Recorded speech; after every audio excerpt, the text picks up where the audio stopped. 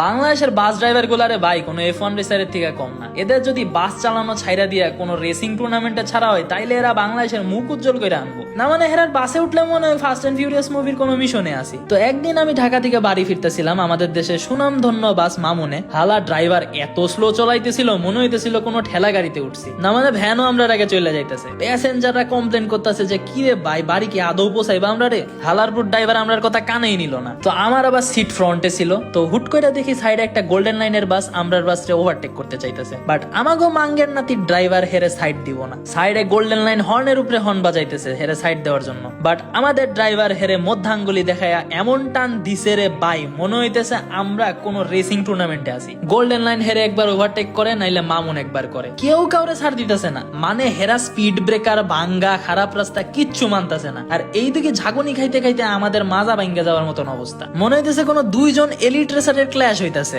মনে মনে কইলাম আল্লাহ একবার বাঁচাইয়া দাও, আর জীবনে বাসে জার্নি করবো না। মানে স্পিড ব্রেকারের উপরে এত জোরে চালাইতেছে যে আমরা সিট থেকে 10 হাত উপরে লাফ মারতেছি। কিছু কিছু পোলাপাইন তো পলিথিন দেওয়ার আগেই বমি করে দিছে, আর এইটা দেখে আরো কয়েকজন লোক বমি করে দিছে। তো শেষমেশ এলিট ব্যাটেলে আমাদের ড্রাইভারই জিতছে, আমরাও আমাদের জায়গায় পৌঁছাইলাম। তো আমাদের ড্রাইভার এত বড় টুর্নামেন্ট জিতার জন্য হেরে প্যাসেঞ্জাররা মিলে একটু ভালো মতন পুরস্কার দিল, পাশাপাশি হের নামে একটা কমপ্লেনও করে দিয়ে আইলো। তো মোরাল অফ দ্য স্টোরি, যদি তুমি হলিউডের অ্যাকশন ফিল্ম গুলার মতো লাইভ এক্সপিরিয়েন্স নিতে চাও তাইলে বেশি দূর যাওয়া লাগবে না। জাস্ট বাংলাদেশের নাম করা কয়টা সুনামধন্য বাসে উঠো লাইফের শেষ এক্সপিরিয়েন্স পাইয়া যাইবা। Good luck.